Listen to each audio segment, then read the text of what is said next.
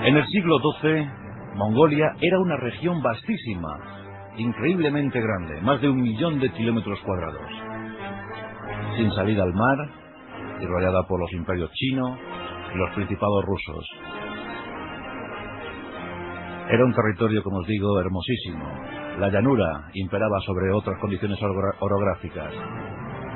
Y en ese 1.000.000 de kilómetros cuadrados nomadeaban más de 30 tribus y clanes que guerreaban entre sí por el control de los territorios fértiles. Era el siglo XII, y aquellas tribus nómadas desde luego no se habían subido al carro de la historia. El tren del progreso no había pasado por sus territorios. Pero alguien unificaría esas 30 tribus, alguien las uniría, y alguien decidiría mirar más allá de la frontera de Mongolia. Su nombre, Temujin, el forjador de hierro y acero fino, el que más tarde sería considerado por todos como Genghis Khan, jefe de jefes, rey de reyes, emperador y padre de los hunos, también de los mongoles. Genghis Khan, señor de todos los océanos.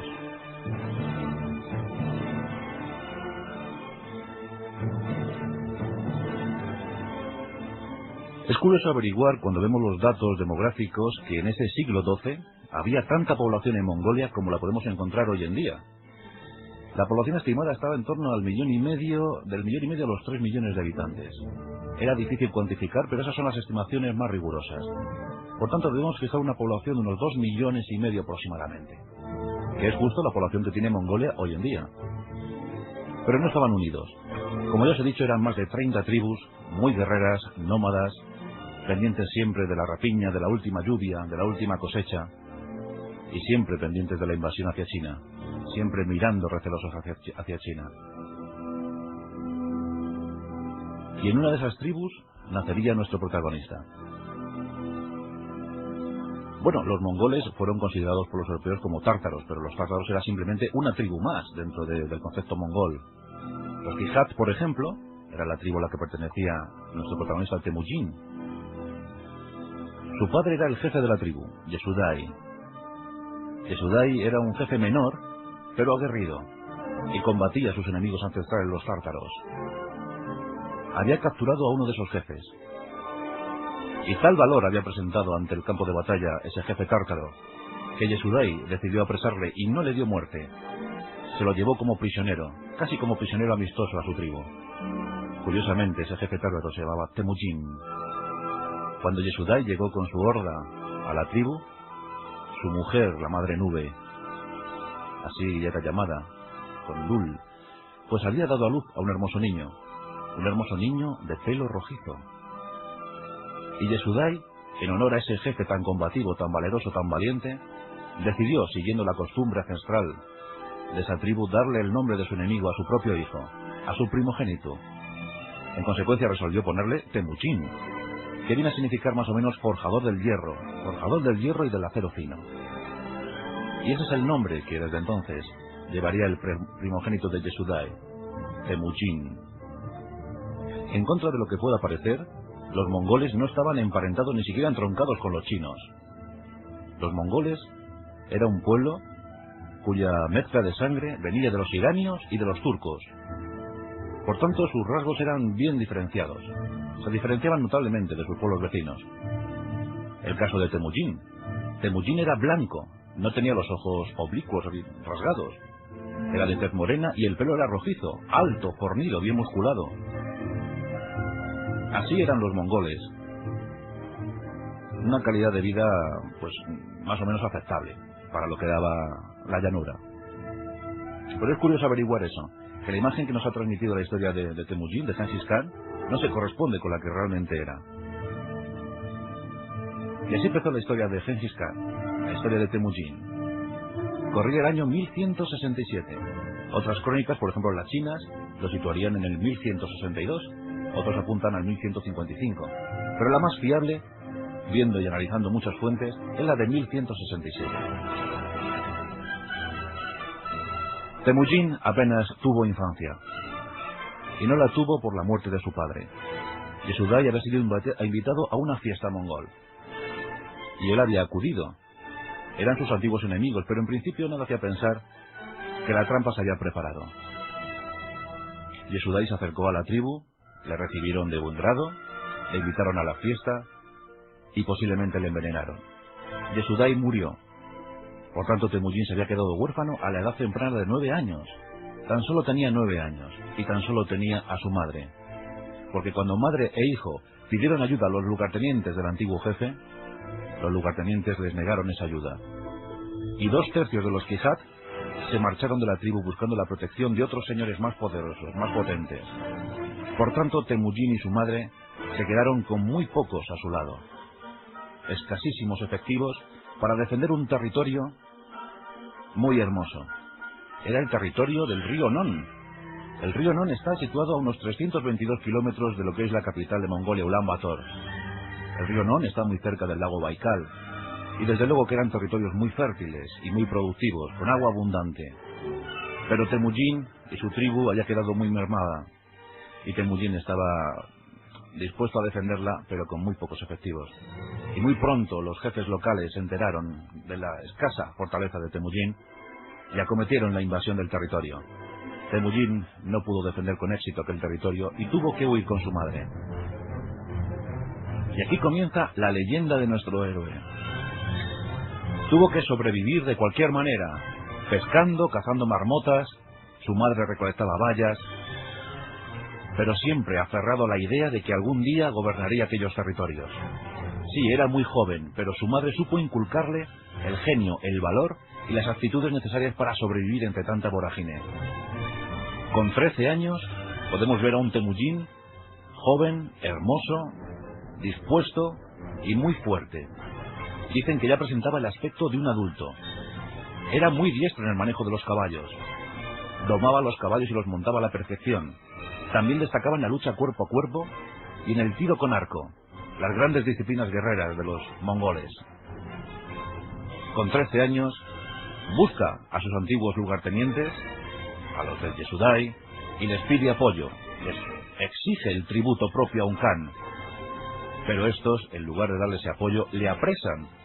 Le apresan y se lo entregan a su ancestral enemigo tártaro. Tarteldai, jefe de otra tribu, le apresa. Y según nos cuenta el libro secreto de los mongoles, escrito después de la muerte de Genghis Khan, en ese apresamiento iba implícita la humillación. Porque es ceñido el cuello de Temujin un yugo de madera, y sus manos son vendadas para que no escape. La humillación llega a tal extremo que Tarteldai le asegura que cuando tenga la más mínima ocasión, le venderá como esclavo, por muy poco dinero que le den. Temujin, abatido, hace frente a un incierto futuro.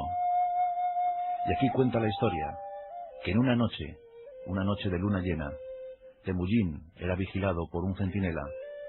Temujin se levantó y, haciendo uso de su ya estupenda fortaleza, dicen los antiguos que la fortaleza de Temujin era casi sobrenatural, asestó un golpe mortal a su centinela y huyó, acarreando el pesado yugo de madera. Pasó la noche entera en un cauce medio seco de un río. Los tártaros le buscaban por todos los caminos, sabían que un joven líder había escapado y era un posible enemigo para su pueblo. Temujin recurrió a la escapada, al engaño, a la burla, y así se topó con un cazador errante y solitario, que le libró de aquel pesado lastre y le acogió en su seno durante un tiempo. Pero aún así los soldados tártaros tenían controlado todo el territorio, las carreteras, los carruajes. Temujin se escondió en un carruaje donde había un montón de lana maloliente. Los soldados de Tarteldai pararon ese carruaje y lancearon el contenido. Temujin recibió el impacto de una lanza. Le hirió la pierna, pero él no profirió ni un solo lamento. Así logró escapar, logró resolver aquella situación y por supuesto logró salvar la vida. Temujin siguió huyendo, pero convencido ya de su destino. Había escapado a lo peor. ¿Qué más le podía esperar? Pues le esperaba nada más y nada menos que el líder de la tribu Karajita. Los Karahitas eran también estupendos guerreros y por aquel entonces era la tribu más numerosa. La tribu más numerosa y más poderosa. Allí estaba Tobruk Khan. Tobruk Khan vio de buen grado la llegada de Temujin Y Tobrul le ofreció nada más y nada menos que la mano de su hija Bortu. Y Bortu era hermosa, Bortu era inteligente, y Bortu le dio 4 hijos que después gobernarían el imperio mongol. Y siempre estuvo con ella, y con sus 4 herederos, nada más y nada menos que 4, Yuri, Yagadai, Ogodai y Tuli. 4 gobernantes fantásticos. La boda fue basada en un antiguo ritual. El novio debía hacer o debía interpretar una parafernalia más o menos que venía a decir que intentaría raptar a la novia a costa de lo que fuera, incluso enfrentándose a los parientes y criados de la princesa. Y así bailaron y danzaron durante toda la noche. Y al final, Temujin se unió a Bortu y los dos se amaron. Temujin tenía 17 años. Tobrul estaba convencido de que había cogido a un buen yerno, pero Temujin había cunado el ansia de venganza y quería vengarse de sus ancestrales enemigos, aquellos que le habían apresado a él y habían dado muerte a su padre. Pero Tobrul tenía otras ambiciones, tenía muchos enemigos cercanos, y el joven Temujin se ofrece para ponerse al frente de la tropa mongol. Y comienzan las masacres, comienza la historia negra de Temujin. No tiene piedad con el enemigo, masacra a una tribu tras otra. La leyenda empieza a preceder al hombre. Y por fin llega el momento del ansiado combate. Por fin Temujin se va a enfrentar a su odiado enemigo, Tarteldai. Tarteldai espera confiado con 30.000 guerreros. Temujin tan solo dispone de 13.000. Temujin tenía 21 años. Y los dos ejércitos entran en confrontación. Las tropas de Temujin, muy bien adiestradas, estupenda caballería, fantásticos arqueros. Los de Tarteldai no lo eran menos, pero no estaban tan convencidos como las tropas de Temujin. El enfrentamiento es brutal. Miles de soldados, miles de guerreros caen a un lado y a otro. Pero la victoria se pone del lado de Temujin y prácticamente pasan a cuchillo a todos los hombres de Tarteldai. El propio Tarteldai muere. Cuenta la historia negra de los mongoles que Temujin, después de la victoria, ordenó hervir vivos a 60 jefes de Tarteldai, pasando a cuchillo al resto de los enemigos hechos prisioneros. Era el año de 1188.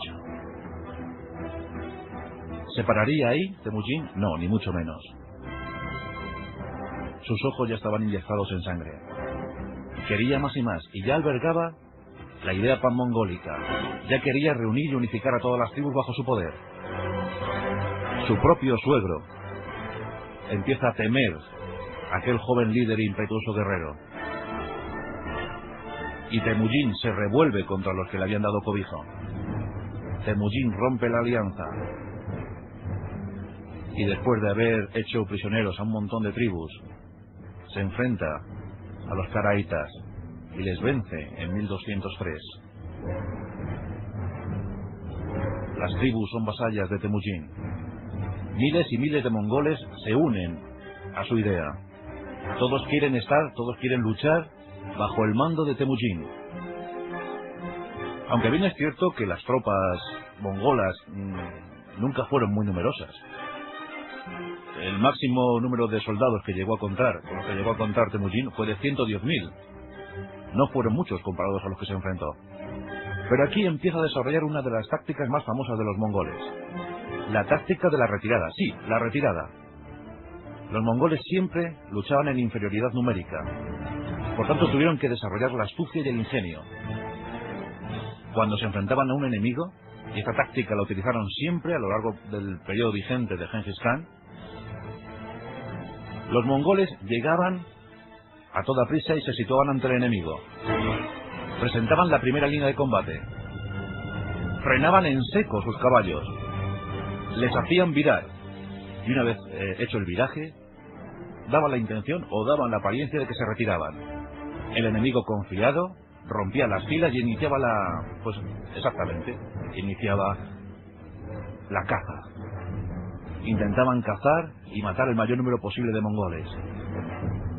Pero cuando ya les tenían bastante cansados, y hay que decir que los mongoles eran expertos en la marcha, los mongoles volvían a girar sobre sí mismos, lanzaban una nube de flechas, eran los mejores arqueros, y una vez que habían desconcertado al enemigo, entonces sí, iniciaba la embestida. Hay que decir también que los años de vigencia, los años de reinado de Genghis Khan, jamás perdió una sola batalla. El ejército mongol era ciertamente formidable. Sobre todo que la tropa estaba muy motivada. Genghis Khan fue proclamado Khan, gran Khan de todos los mongoles en 1206, después de un gran consejo. Genghis es una derivación del turco. Hay que contar que la mitad de la población mongol hablaba turco. Pues Genghis significa océano, por tanto, Genghis Khan debe ser considerado como señor de todos los océanos, emperador de los mongoles. Las antiguas tradiciones de los mongoles hablaban de que la tierra era una vasta llanura, rodeada por inmensos océanos. Por tanto, Genghis Khan, señor de todos los océanos. Era el año 1206, y Temujin ya reinaba sobre todos. ¿Qué pasaría ahora? La treintena de tribus mongolas estaban ya unificadas, bajo su dominio. ¿Dónde estarían las nuevas aspiraciones, las nuevas ambiciones de Genghis Khan? Lo primero había que adestrar un gran ejército. Creó un código de leyes, el Yasa. La Yasa era pues un código de leyes basadas en las tradiciones de los mongoles y también en las inquietudes del propio Genghis Khan. Vamos, un auténtico código civil y militar. La población masculina estaba permanentemente movilizada. Los mongoles eran reclutados entre los 15 y los 70 años. Y las mujeres, curiosamente, tenían mucha importancia para lo que era la época. Genghis Khan sabía que su pueblo pues no había subido al carro del progreso, pero eso no quitaba para que respetara profundamente a las mujeres, posiblemente gracias a su madre. Las mujeres, por ejemplo, en el Imperio Mongol tenían derecho a la propiedad privada y también tenían la facultad de poder luchar. Eran excelentes arqueras, eran amazonas también. O sea que Genghis Khan siempre dio un buen trato a las mujeres, no como en otras potencias, por ejemplo, europeas. El ejército era muy disciplinado. Había estupendos pactos de sangre y hermandad. Un guerrero hacía un pacto de sangre con el otro, y los dos lucharían hasta el fin, se ayudarían unos a otros. Genghis Khan creó una guardia personal de más de 10.000 hombres. Los mejores, los seleccionados, la mejor caballería, los mejores arqueros. Esos conformaban la guardia pretoriana de Genghis Khan. 10.000 hombres, el equivalente a una división moderna de infantería. Y en esos 10.000 hombres estaban los hijos, nietos, hermanos de sus mejores generales. Era una forma también de procurar su confianza y su lealtad. Porque Genghis Khan creía en la lealtad, creía en el honor. No creía en la traición, no soportaba a los traidores. Siempre incluso los ajusticiaba, aunque hubiesen servido al propio Genghis Khan, mostrando deslealtad hacia un antiguo rey. Pero no soportaba la traición. Sí, en cambio, premiaba el honor, la lealtad, la disciplina. Sí, era muy disciplinado, pero también era justo con sus hombres. Sus guerreros le adoraban, le admiraban, le querían, le seguían hasta la locura. Genghis Khan se empieza a fijar en el enemigo de todos los mongoles, los chinos. Hasta entonces los chinos miraban complacidos cómo los mongoles luchaban entre sí. Incluso ayudaban a determinada tribu para que luchara contra la otra. Así, mientras que los mongoles se enfrentaran en una guerra civil, los chinos estarían a salvo tras su gran muralla. Aquella muralla que tuvieron que levantar para que los mongoles no les invadieran más. China era una estupenda y potente nación, una gran civilización, una estupenda cultura. Más de 100 millones de habitantes en el siglo XIII. Y 20 millones de sus habitantes se situaban en la región del norte. Y esa era la que ambicionaba Genghis Khan. Año 1211. Genghis Khan, con un ejército de 70.000 hombres, su gran horda, invade el norte de la China.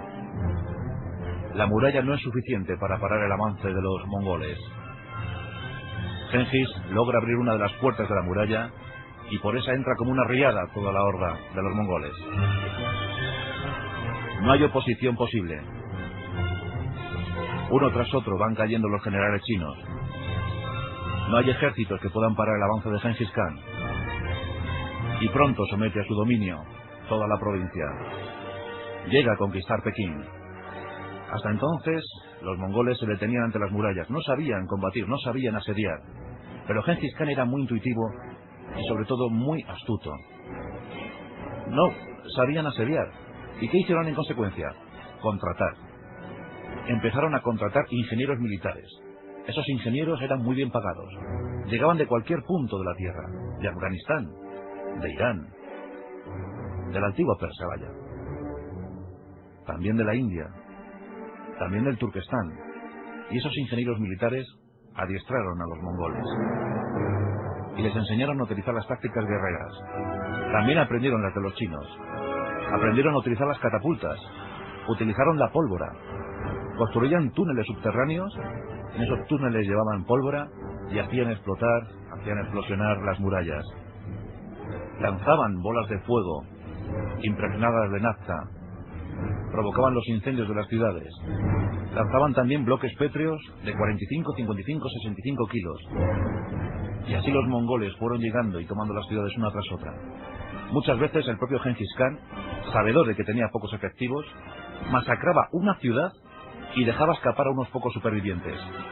Esos pocos supervivientes propagaban el mensaje de los mongoles y claro, eso hacía que cuando llegara Gengis Khan a la siguiente ciudad, estos prácticamente no oponían ninguna resistencia. Huían despavoridos. Curiosamente, esta táctica ahorró muchas vidas a un bando y a otro. En 1215 la conquista del norte de China está prácticamente ya consumada. Pero Gengis había dejado un poco desatendido su nuevo reino. Y empezaban otra vez las convulsiones y las luchas intestinas. Por tanto, Gengis tiene que abandonar la conquista del norte de China, se la encomienda a sus grandes generales y vuelve a Mongolia. Esa conquista llegaría nada más y nada menos que hasta la península de Corea y se completó en 1218. Es increíble, es todavía fascinante averiguar cómo tan pocos pudieron abarcar tanto territorio, lo que se consideró el imperio más grande del mundo. Porque muy pronto Gengis Khan se empezó a fijar en otras latitudes. Y llegó hasta el Tíbet, y llegó al noroeste de la India, y cubrieron sus hordas todos aquellos territorios. Pero había un personaje que cabreó muchísimo a Gengis Khan. Sí, nos referimos al Shah Mohammed. Mohammed era líder del territorio más floreciente y más poderoso del Islam. Ahí estaba él, con un ejército de 400.000 hombres.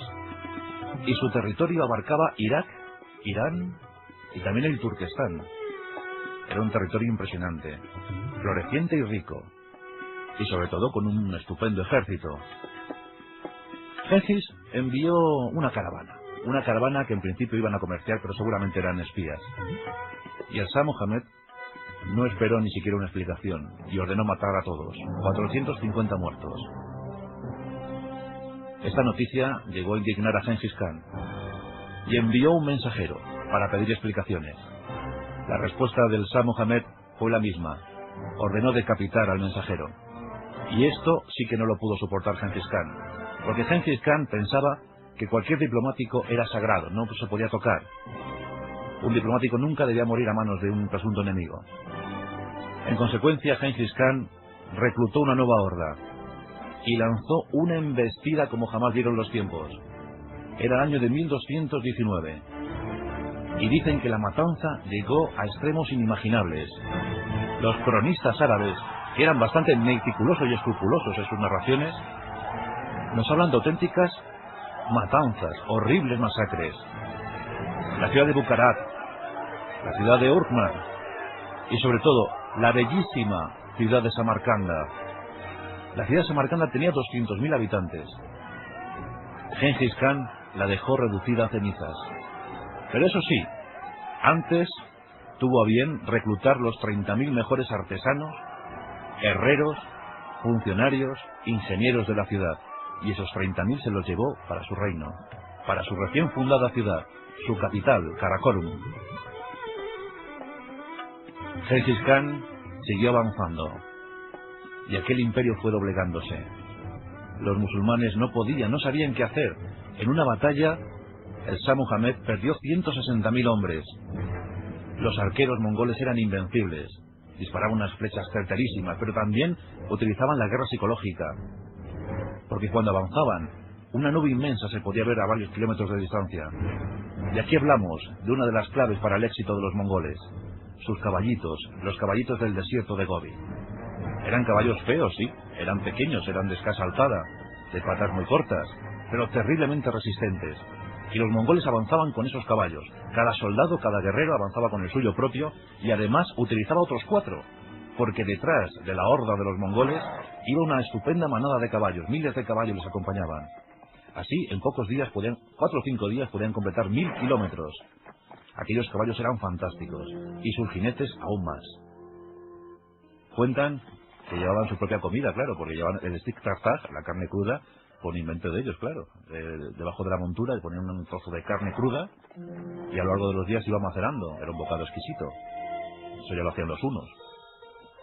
También consumían la leche de sus yeguas, una leche fermentada, exquisita. Y cuando la cosa se ponía fea, abrían el cuello del caballo y succionaban la sangre, sin dejar que muriera, claro. El caballo era su bien más preciado. Así que se alimentaban a base de eso: carne cruda, leche de yegua y sangre de su propio caballo. Ese era el espíritu de los mongoles. Mohamed cayó. No se sabe si víctima de la enfermedad, no se sabe si víctima del suicidio. Su hijo siguió combatiendo.